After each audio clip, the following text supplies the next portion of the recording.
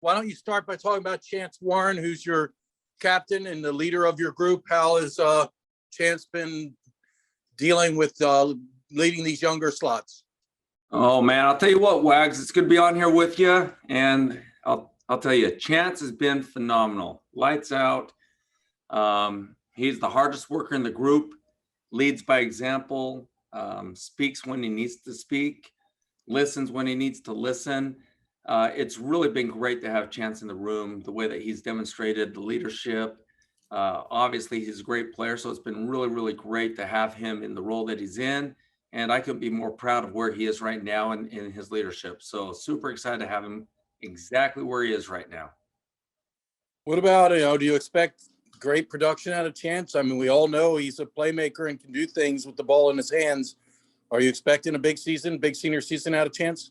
Absolutely. Yeah, Chance is a playmaker. We expect him to make a lot of plays for us, and can't wait here for 2.5 weeks to get going and get him on the field and see what he can do against Marshall, and then we'll take it one game at a time from there. But right now, as you know, the priority is one practice at a time, and he understands that, and he's getting better and better each and every day. So without question, we expect great things out of Chance. Entering preseason, Carlinos Acey was the other starter. Has he been able to hold on to that job? Is he still atop the depth chart? Absolutely. I mean, you know how it is. We rotate, a handful really of A-backs, and Carlinos, Chance, Jonesy, all three of those guys are doing a great job. DT, Kai Rojas. I mean, there's a handful of guys that we feel really, really comfortable with. And honestly, can't wait to see all of them on the field. But Carlinos has been one of those senior leaders, just like Chance. Couldn't speak highly enough about him either, and the way he goes about his business. He's just a guy that we can truly count on. He does everything we ask him to do. We're comfortable with him having the ball in his hands. We feel great trust in his blocking ability. So, like I mentioned earlier, couldn't be more excited to see him on the field. Well, we just got done speaking to Daniel Jones, and we've heard a lot about him and his speed, his pure speed. I saw some of what the coaches were referring to the other day when I went out to practice and saw him catch a pass over the middle and take it to the house. Can you talk about it? Is the hype legit? Yeah, the excitement is without question legit. I mean, Jonesy is one of those kids that he's just a really, really fun kid to coach, and I say kid because he's younger, but he's such a great leader as well. He's just coming into his own right now. Certainly has the ability athletically to do great things for us with our program. And to see him develop as a person along with that is really exciting for me, just to see him become the person he's becoming. He's one of those kids. I have a little nickname for him because I think he looks like Donovan Mitchell, who plays for the Jazz.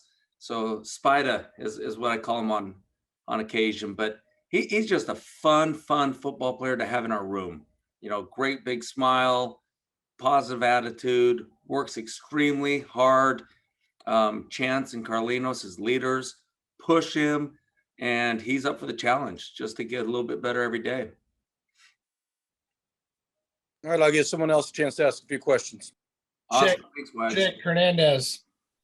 Coach, it's one of the prevailing themes from last year is how different the preparation is from last year. Coach Ken said we didn't even get our guys really totally prepared for games, and it's on us. This year is different. You got spring. How much more are you into the game plan now and the schemes than you were last year? Yeah, great question. Really good question, Chick. I'll tell you what, night and day, black and white. It couldn't be more opposite than you could imagine. And we're just really grateful and feel very blessed to be doing what we, live to do. And that's to prepare for football the right way, which includes all the hard things you do throughout the year, building up for the football season. Really the 2021 team started in January, right? And that's kind of the birth of this year's team.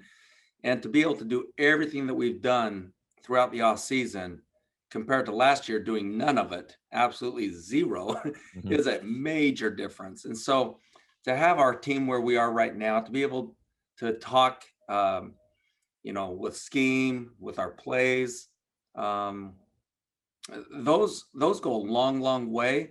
But more importantly, in my opinion, is just the physicality of being on the field, along with the unity that our players have in the locker room. We have a true brotherhood here. We talk about it all of the time, and it's real. It is as thick as super dense fog. I mean, it's a thick brotherhood and it's tight. But when you're not able to spend time with each other like we weren't last year, all that time in the locker room, just telling jokes and hanging out, and all that time throughout the summer, we missed all of that. And that is a major piece of our success. And so, this year's been very different in a lot of ways, and it's been great to be back to the normal of what football should be, where we're out there hanging out with one another and clacking pads. So it's been pretty cool.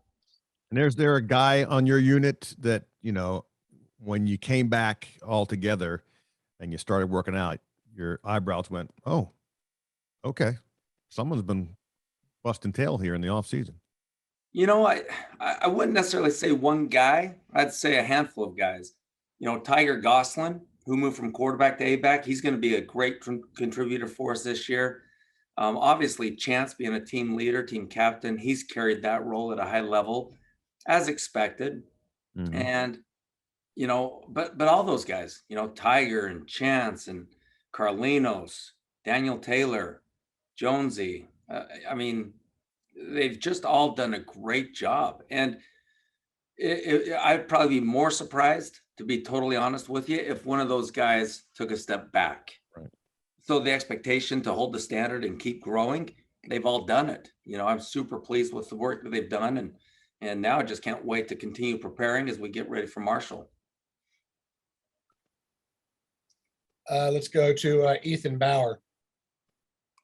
Hey there, greetings from Sandy, Utah.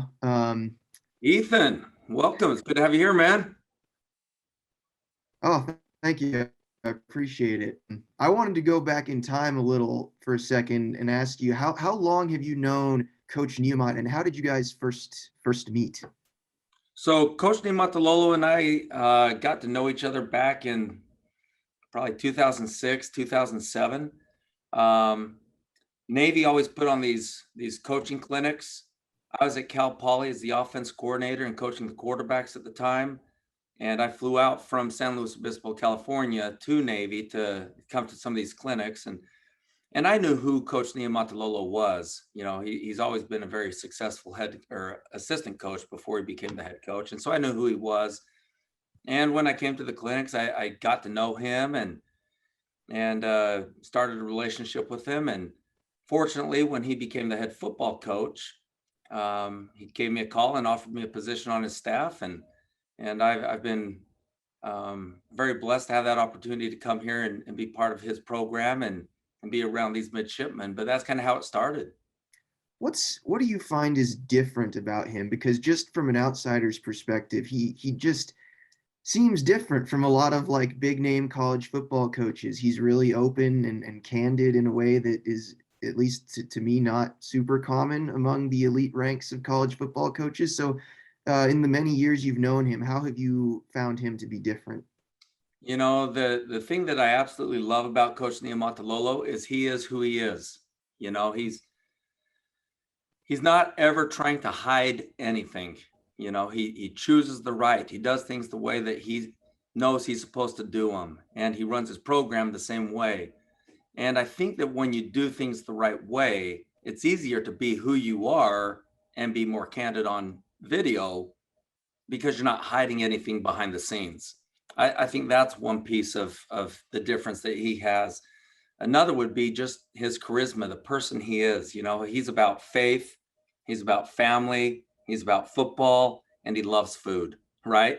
That's Coach Niumatalolo, and the love that he has for football and for this team and the competitive nature that he has is so real. And so when you take someone that truly loves a team and loves working with a program and then has that competitive juice to get better each and every day, and meanwhile treats people the right way with love and striving to develop them and help them become better people, literally helping them not just get through the process, but become better people so they can become, at the end of the day, better fathers and better husbands. I think it's unique, you know, and a lot of people are in it, you know, for other reasons, you know. He's in it for the right reasons. And I think that's one of the reasons when I left here and went to BYU and wanted to come back so bad was to be around him because of the way he ran his program, and also certainly to be around the midshipmen because we have elite world-class leaders that attend the Naval Academy. And so it was easy for me to want to come back and be part of this program again a few years ago.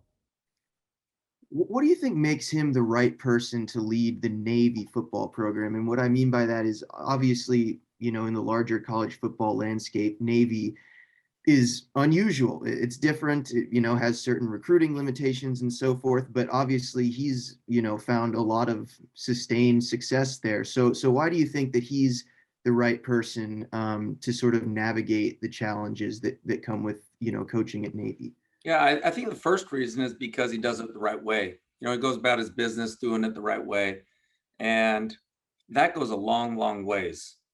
I think the second reason that I'd mention is that we're going to win football games. He's proven that. He's a team builder. He knows what he's doing. He's competitive. But beyond that, he truly desires to help develop these people. And so when you're really developing people from freshman year through their senior year and actually having a hand in their life, not just being the guy on the TV talking, but to be the guy in the locker room sitting down next to a player and talking to him about back home and about his family and different things of that nature that are more of a real human connection. That makes a major difference. And I think the fact that he's like that because of who he is, it allows us to have the success that we have. It allows us to grow the team the way that we're able to grow the team as far as closeness and unity, which in turn allows us to win games because of the trust and the work ethic that we have one with another. Is there a favorite story or moment that comes to mind involving him? Well, there's a lot of them. There's a lot of them. You know, if you want to go on the competitive side, you could go there. If you want to go on the spiritual side, you could go there. So the spectrum is very wide. But Coach Niumatalolo, when you talk about football and you're on the field and the juices are going, he's the most competitive guy I've ever been around. You know, when you look over and it's an intense moment and his eyes are this big and you look at him and you can see him staring through you or through somebody on the sideline, like that's unique, right? That's like one of those times where it's like, man, let's go. You know, this is the real deal.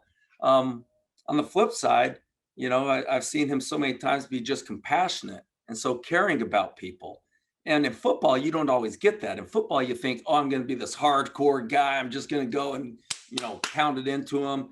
That's not real life. Like real life, you can have success on the football field and do great things and be super competitive, but you can also treat people the right way. And I remember a couple of years ago when we played in the Liberty Bowl, and I've shared this story a few times, but we were on the bus getting ready to go over for one of our walkthroughs, and we're extremely blessed. We eat well on road trips, and you know, Scott, our nutritionist, has just given us all some food. I think we had a sandwich or a burrito or something, a little box lunch as we were getting ready to drive over, and I got on the bus like I always do, sat down a couple rows behind him like I always do, and pulled my food out. I'm already eating. I started eating, and all of a sudden I see Coach Niumatalolo get off the bus, and not just, he doesn't normally do that, but he gets off the bus and then he walks across the street, takes the crosswalk and goes across the street.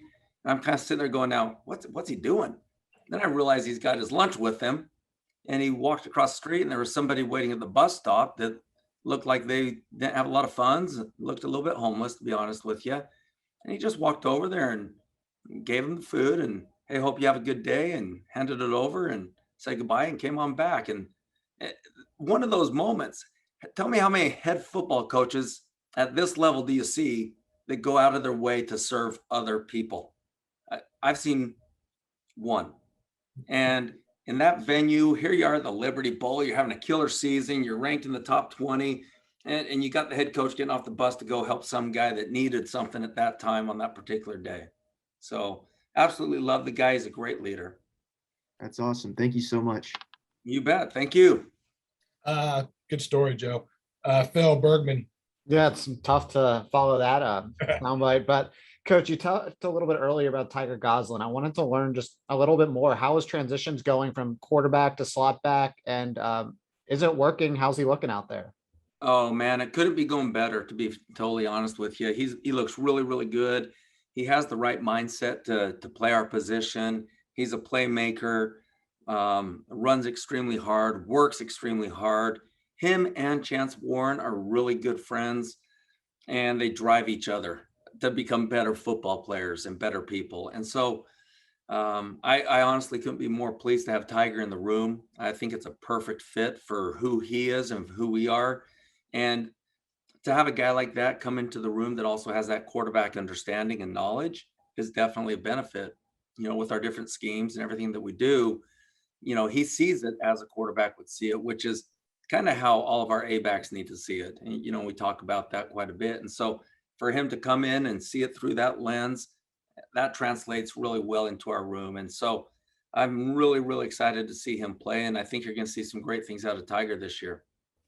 Following up on that, I've seen him a lot. It's on special teams, but he just does all the little things well when it comes to the blocking and the reading. Just how pleased are you with him mastering this technique so quickly? He is just a kid that plays with elite execution. His effort is really, really high.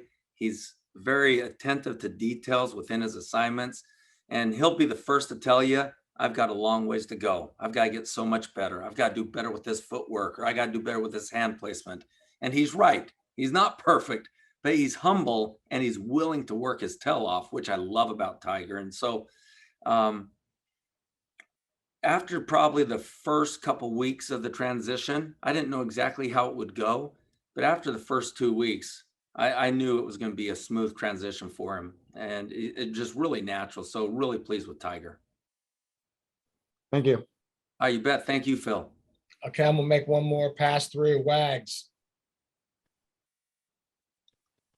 Hey, Joe, talk about Daniel Taylor then, because you mentioned when you said DT, I had to scramble for my depth chart to make sure I understood who you're talking about. But now I realize Daniel Taylor, who's, correct me if I'm wrong, he's moved to a variety of positions. Was he in the secondary at one point? What? I don't. Yes, he Want to was. tell me his history?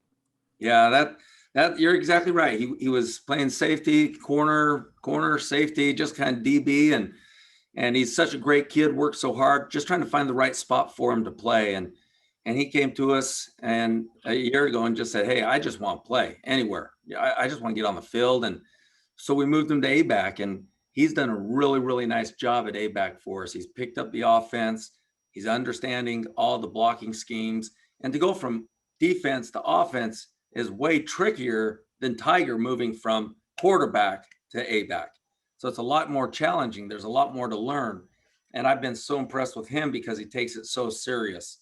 He knows exactly what he needs to do. He's always asking questions. Again, another guy that has great work ethic. So really pleased with DT. And you're going to see him on the field this year. He's a guy that you're going to see. He's a senior. Doesn't have a lot of game experience overall, but he's a guy that is gaining trust within the offense. And so I'm super excited for DT as well. When I've been out at practice, I've taken note there's a couple plebes in the slot back rotation that appear to be getting quality reps.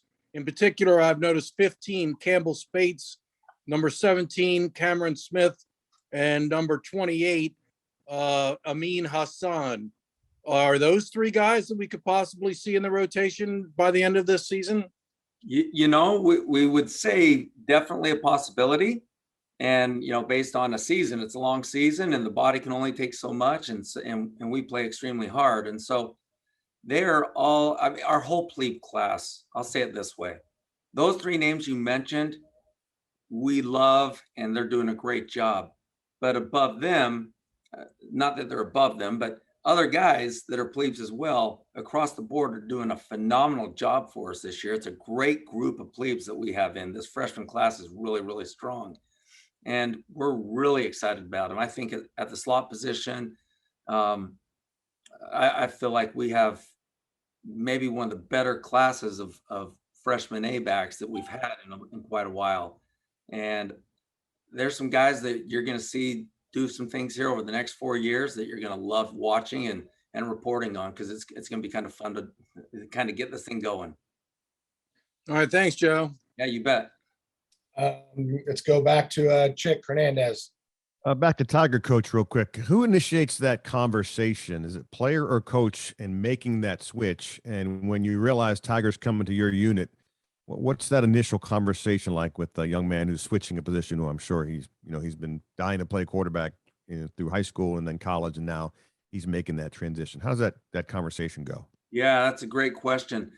It's usually initiated, could be by either side.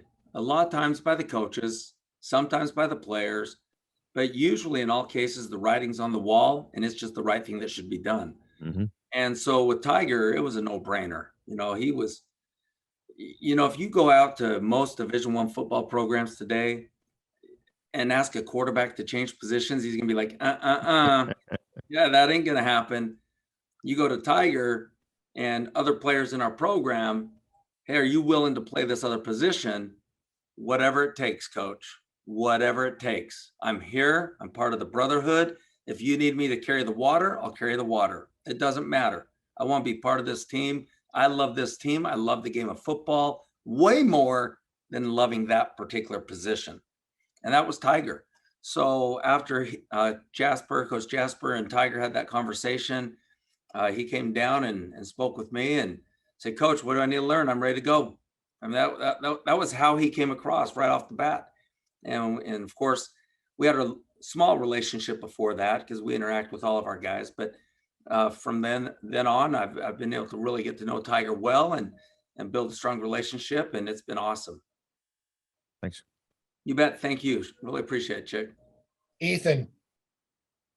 We talked to Daniel Jones earlier, and I asked him about what stands out to him about Coach Niumatalolo, and he talked about how he just seems like he cares about his players as people and really gets to know them. I'm curious how you've seen him go about getting to know his players in a more personal way, I guess.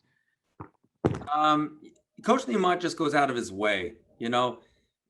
For example, at dinner, he's not going to go just sit with the coaches and hang out with the coaches. Obviously, sometimes he will, but other times he'll go sit with the players and get to know players. You'll see him reach out to guys as they're walking through the facilities. And it's not just the stars. That doesn't matter to him. I mean, obviously, winning football games, you need the stars to play great ball, but every single player on our team is part of his family. And so he goes out of his way to grab guys and talk to them. And, we in our staff meetings, we talk about players. And if there's a player that has a certain need, he's going to make sure that player gets to his office so he can sit down and talk to him. Not as a, hey, you need to do this and this and this and this, but hey, as a friend, what's going on? Fill me in. How's your life going? Where are you emotionally? That's how he is. And that's how he builds those relationships. And it's a full-time job. I don't know how he does it. I mean, it's a lot of people that he has to please. And of course, that's all above and beyond his own wife and family. So that would be, the main way I see him going about his business, getting to know the players at a deeper level.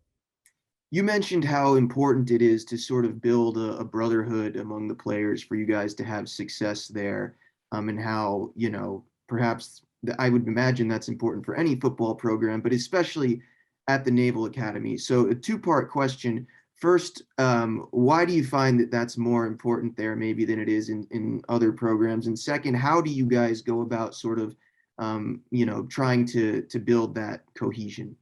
Yeah, the first part of the question, why is it more important here? I'd actually say it's not. I'd say it's as important anywhere. My NFL team's always been the Rams since I was a little kid. I love the Los Angeles Rams, right? Had the pajamas and everything. Well, in 2001, I believe it was, Strauss will correct me if I'm wrong, but maybe it's 2002, the Patriots beat the Rams in the Super Bowl. And the Patriots came out with Tom Brady. It was his first Super Bowl. they came out together as a team, as a unit with unity, and ran onto the field. Right when I saw that, instead of the individuals jogging out, I'm this guy, I thought, uh-oh, the Rams might be in trouble today. And of course, Tom Brady and the Patriots went on to win. So unity, I'd say, is critical across the board. We are lucky enough to do a great job of it here at the Naval Academy. And our brotherhood is extremely real. And how we go about building that is, ideas like facilitating ways to let the players get to know each other better. We don't want just the guys in Georgia hanging out with the guys in Georgia. We recruit nationally.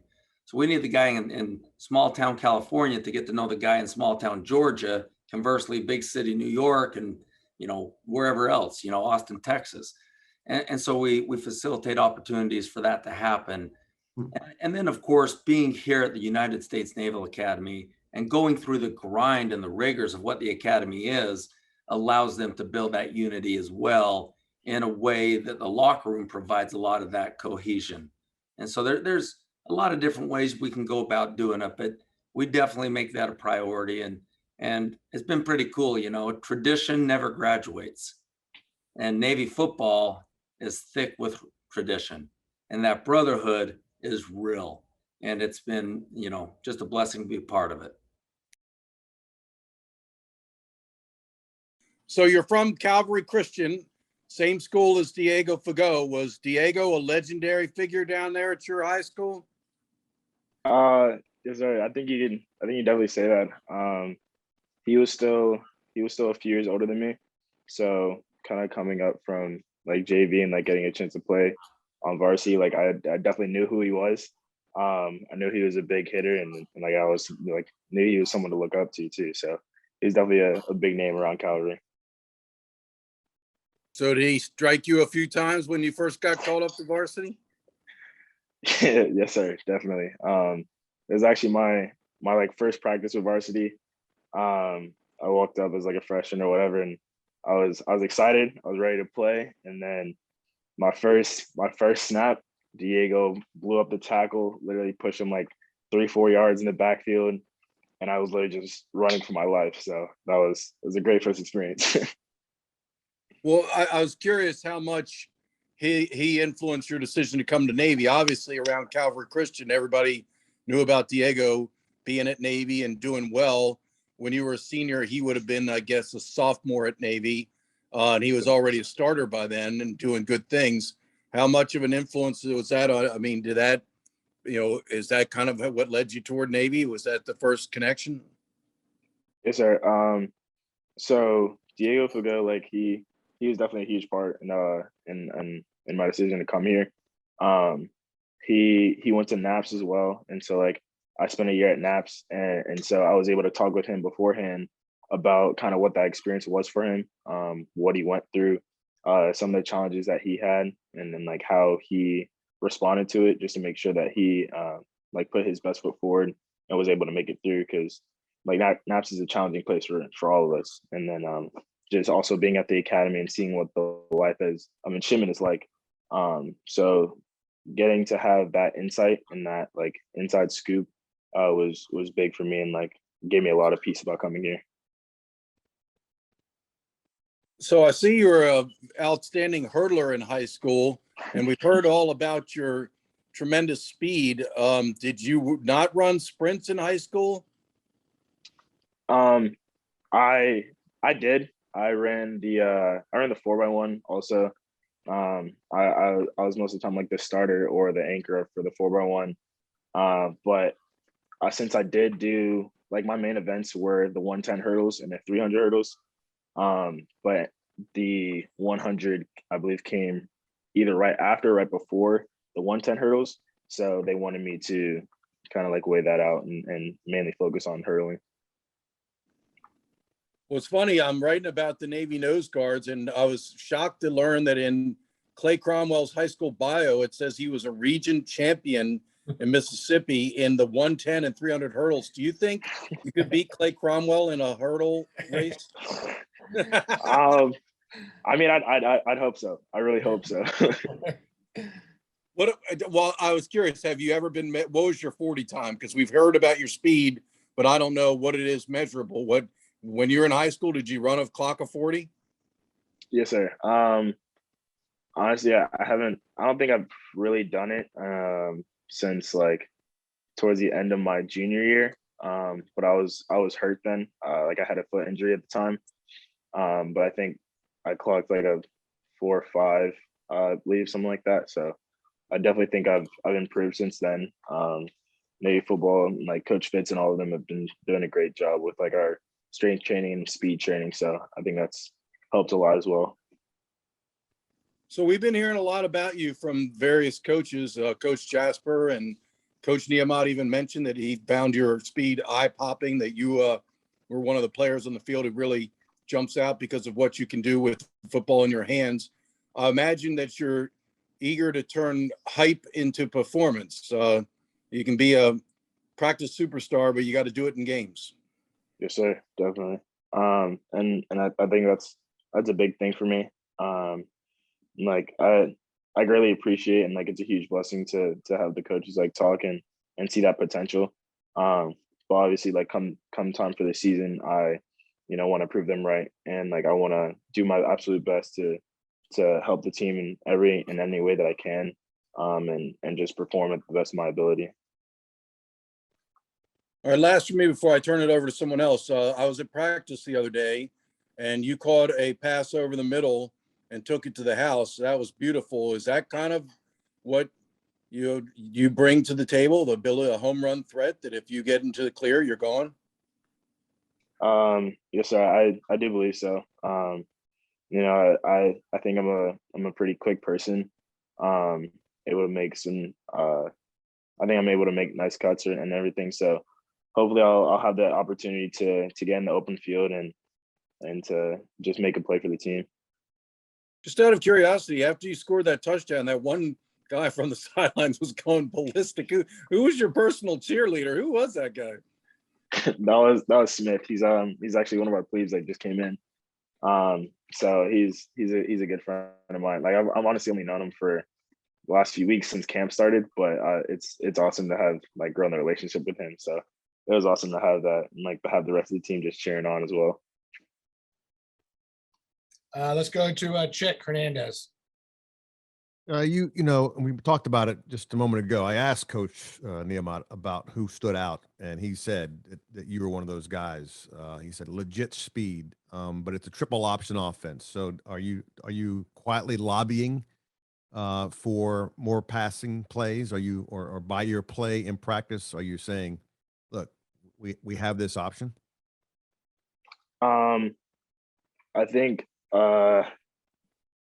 I think it'll be versatile this year.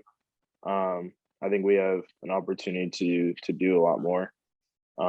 So obviously, like the triple option is still our bread and butter, but I believe that we also have an opportunity to possibly throw a little bit more or see like what we have in front of us and just make a play in whatever the coaches call.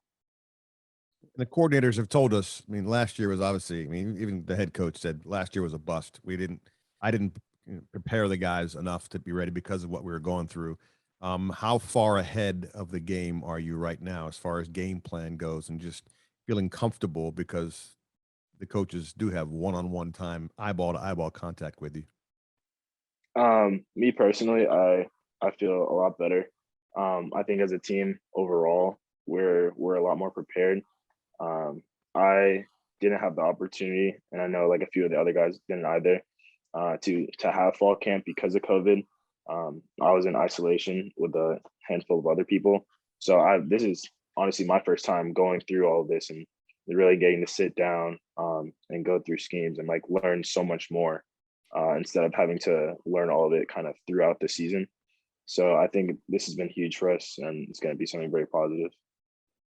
Thanks. Let's go to Ethan Bauer. Hey, Daniel. I wanted to go back and talk about your recruiting process real quick. What was I guess first of all, what were your first impressions of Coach Niamat, and what was his recruiting pitch to you? So first time I met Coach Newman, I was very blessed that he came with Coach O'Rourke on a home visit, which is actually a surprise to me. And I was like, wow, he's a lot bigger in person. But he was an amazing coach, amazing guy, and just very like personable. And like it was kind of like an instant connection with Coach O'Rourke and Coach Nehemiah. And they're honestly, I don't think there was much of a pitch. He just kind of laid out like, this is what Navy football is. This is what we're about. And obviously, like we would love to have the opportunity if you would come along and be a part of that, be a part of this brotherhood. And I think that was the biggest part, was the brotherhood and how close of a group like we all are when we come together. And we see that, you know, when we're close and we're tight, like we can have a positive season. How has playing for Navy been what you expected before you went up there, and how has it been different or most surprising? Honestly, I think I kind of came to Navy and Navy football with an open mind. I was just honestly ready for work. I knew it was going to be a lot of hard work. I know with our offense, and especially playing A-back, we run a lot. So the conditioning, I think, is more than I expected. But it's just a grind and it's a challenge. But it's something that all of us here just love to do. And the competition here is really good. And just going like every day and like getting to compete with other guys who are at a great level, and like it pushes me more and makes me want to be better. And even with the freshmen coming in, I know like I have to push myself that much harder to make sure that like I can, for one, like go and continue just to play at a high level and kind of like be an example for them coming in as well. What does that conditioning process look like? So I guess with summer workouts, that was my first opportunity to see it.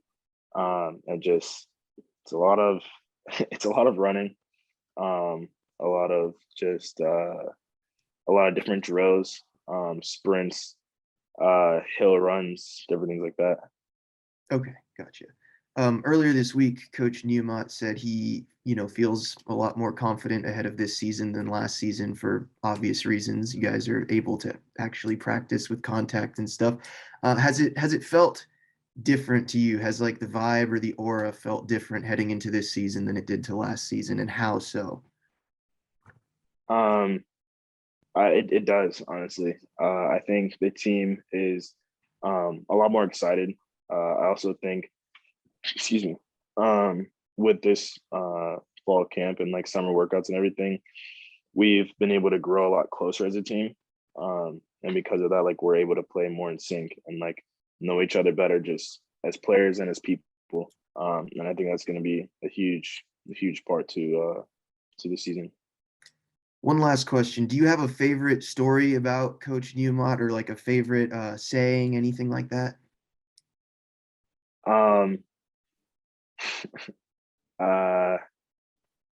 I guess like every now and again or whatever, he might just like when he really gets flustered or whatever, like he kind of sees us mess up, he'll just yell out. He's like, "Oh, that's horse crap," like, come on, we gotta pick it up. So like it's a serious moment, but like every now and again, I let out a little chuckle in practice and everything. So Okay, thanks. so Phil Bergman. Nothing for me. Thank you. Okay, back to Wags. Yeah, another good one from Nehemiah is Dag Nabbit. You don't. yes, I haven't yes, heard sir, that definitely. since I was watching cartoons as a kid. Obviously, playing slot back at Navy is unique. I was curious, were you a I formation tailback in high school? What scheme did you play in? We ran a little bit more spread. So I played tailback. So I was able to get some handoffs, but like they also used me out in slot a little more too. All right, so playing the slot in a passing game is you're accustomed to, but what about taking the pitch? Is that something you've had to learn? It's not easy at Navy. That thing comes quick quick. You're going in tail motion and all of a sudden, if the quarterback brings it down the line, it could be coming to you. Is it taking time to get accustomed to how the pitch works in the triple option? Yes, sir. It's definitely a little different than I was in high school, but I think it was also something that I was still accustomed to. Like you said, like it does come faster with the different things that the defense brings, but I didn't think it was too much of a learning curve.